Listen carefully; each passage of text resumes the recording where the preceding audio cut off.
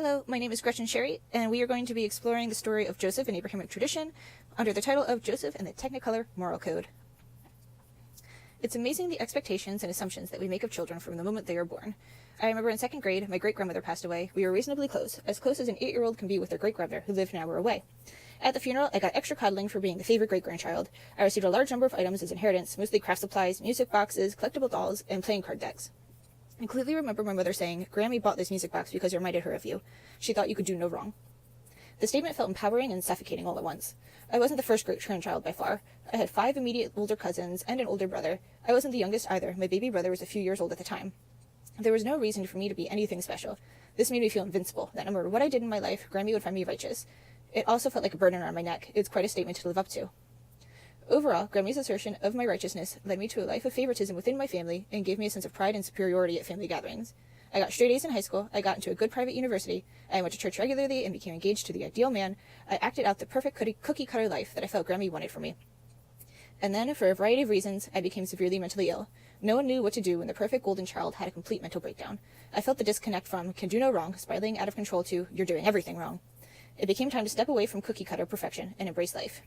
Here you can see my childhood home. It's perfect. It's got a white picket fence, an apple tree in the backyard perfect for climbing. It bordered a cornfield and you could run through it to get to a wild mulberry grove or a small pond teeming with fish. I call it my snow globe life, completely contained and idyllic. This is my life now. It's quite a contrast to the perfect Americana I grew up in. I dropped out of the perfect university. My parents still refused to take the Eastern University stickers off their cars, even after I sent them the Arizona State ones. I married against their blessings. I now live in fabulous Las Vegas, Sin City, U.S., the polar opposite of my white picket fence origins. Somehow, I still feel my Grammy's blessing at my back. I still feel the title as a favorite child and can do no wrong crowning my head. I live my everyday trying to do right by that little girl who tried to live up to expectations. If I was righteous from birth, doesn't that give me the power to define righteousness? My ancestors gave me the title of infallible, and I ran with it. I see a similar view of righteousness in Joseph's story. He wasn't his father's firstborn son, and he wasn't the last, but from day one he was the favorite. His father, Jacob, probably told people that Joseph could do no wrong. He exempted his favorite son from hard labor and showered him with gifts and education instead of long hours tending sheep. Truth be told, Joseph did a lot of petty, childish things. He was a thorn in his brother's sides during childhood. As an adult, he subjects them to psychological torture before he allows them to take shelter under his wings in Egypt. Regardless, Joseph was still heralded in Abrahamic traditions as a righteous man. However, involuntarily, he leaves his perfect cookie-cutter life. Through slavery, imprisonment, and rising to Pharaoh's right hand, Joseph maintains an air of "I can do no wrong." This dual calling of expectation and enabling leads him on a transformative journey. As the driving key in Joseph's and so many of our stories, we have to ask, what is righteousness? Righteousness is the reason why Joseph's stories are told like it is. He's supposed to be a man to emulate. Exemplifying Joseph's story is supposed to provide a map for living our own journeys, a way to go from cookie-cutter to achieving your full potential. So how do we define righteousness? Religious texts provide a variety of purposes. Moral codes and stories are obvious uses, but they're also used to track genealogy. Part of Joseph's righteousness, what makes him worthy of Old Testament fame, is the part he played in the infinite game of the history of Israel. In James Carse's book, Finite and Infinite Games, one of the most striking differences between finite and infinite players is that finite players play for eternal life, while infinite players play for the continuation of the game. Finite players aim to either survive the confrontation or attain a title that would grant them immortality in some way. Infinite players turn this focus outwards, instead choosing the survival of the game over their own.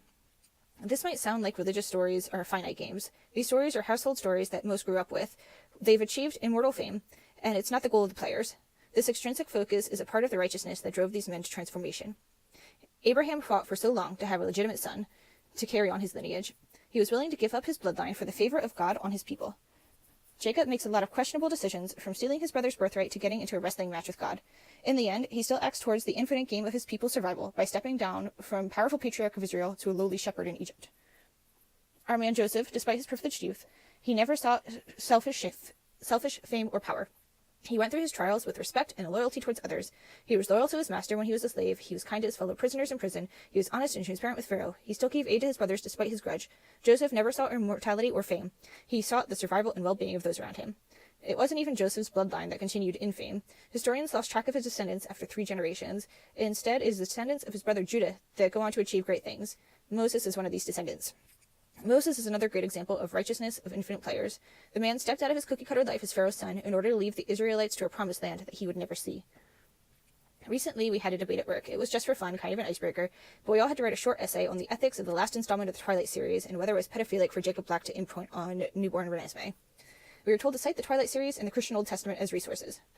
I wrote my piece, and then I wrote a second essay on how the righteousness depicted in the Old Testament cannot be used as a code of ethics. I've spent the last 10 years of my life studying theology and how it can be applied to modernity, and this is what I've found. The Jewish people has faced peril in every era of history. Theirs is a constant struggle to survive and thrive. The righteousness of the Old Testament is based on the survival of a people in peril. Every righteous player in the Old Testament is an infinite player, someone with goals bigger than themselves, focused on the continuation of a people and not the immortality of the individual. Overall, the concept of Old Testament righteousness is utilitarian in nature. Everything is for the greater good.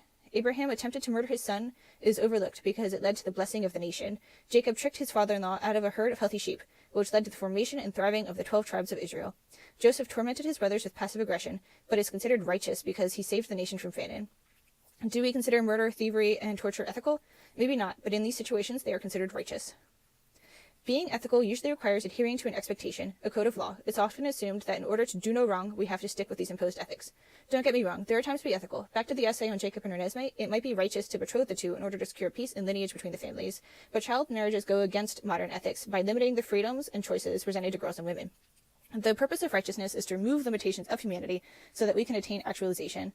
By breaking out of a code of expectations and assumptions, we can live a story of transformation. We become infinite players who can pass the baton of progress on to the next generation.